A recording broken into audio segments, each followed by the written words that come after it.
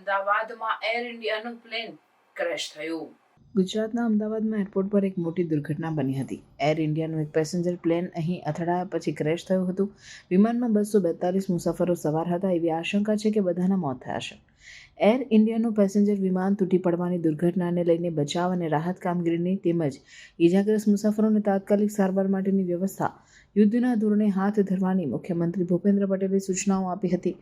કેન્દ્રીય ગૃહમંત્રી અમિતભાઈ શાહે પણ મુખ્યમંત્રી ભૂપેન્દ્રભાઈ પટેલ સાથે વાતચીત કરીને આ વિમાન દુર્ઘટનામાં બચાવ રાહત કામગીરી માટે એનડીઆરએફની ટીમો અને કેન્દ્ર સરકારને સંપૂર્ણ મદદની ખાતરી આપી હતી.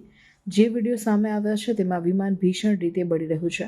લોકો આગ ઓલવવાનો પ્રયાસ કરી રહ્યા છે. પ્લેનનું વ્હીલ જોઈ શકાય છે. ફાયર ફાઇટર્સ આગ ઓલવવામાં આવી રહી છે. અરાજકતાનો માહોલ છે. સામે આવેલી વિગતો અનુસાર આ વિમાનમાં પૂર્વ સીએમ વિજય રૂપાણી પણ સવાર હતા. હાલમાં આરોગ્ય મંત્રી મુખ્યભાઈ ભૂપેન્દ્ર પટેલ અને ગૃહ રાજ્યમંત્રી હર્ષ સંઘવી અમદાવાદ આવવા રવાના થયા છે. હાલમાં અમદાવાદ સિવિલ હોસ્પિટલના તમામ સિનિયર ડોક્ટરોને હોસ્પિટલમાં હાજર રહેવા સૂચના આપવામાં આવી છે. મને સમાચાર મળ્યા એટલે તરત જ હું ગાંધીનગર ખાતેના માન્ય વિજયભાઈના ઘરે પહોંચ્યો છું.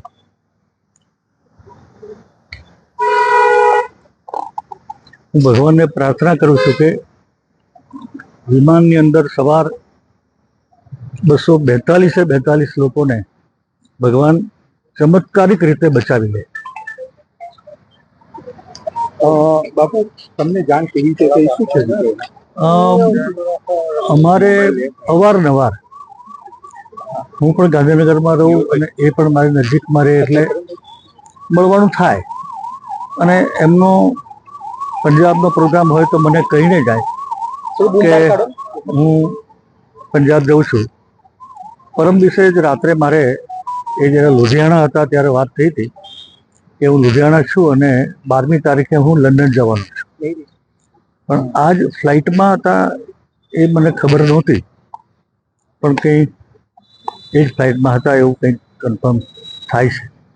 હું ફરીવાર ભગવાનને ઈષ્ટદેવને પ્રાર્થના કરું છું કે બધા જ પેસેન્જરોને હેમખેમ ચમત્કારિક રીતે બચાવી લે.